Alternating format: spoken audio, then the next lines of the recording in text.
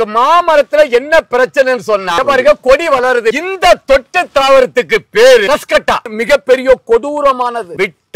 மாமரத்தை இது எப்படி பரவும் சொன்னா, பறவைகள் வழியாக, காத்து வழியாக இத கட்டுப்படுத்துறது அவ்வளவு ஈஸியான வழியும் அல்ல. இது எப்படி வந்துச்சுன்னு சொன்னா, களைகள் இதுல அதிகமா வளர்ந்திருக்கும். அந்த களைகள் வழியா தான் இங்க பரவும். இந்த விதைகள் தான் பரவுறது. இங்க பாருங்க இருக்கு விதை. உங்களுக்கு இங்க பாருங்க, திருளிங்க காமிக்கிறேன், உயிரை பணைய வைக்கிறேன். இங்க பாருங்க. ஐயோ போச்சு, எல்லாம் எடுக்க. இது கோஸ்ட் பாராசிட்டாய்ட்ஸ் சொல்றது.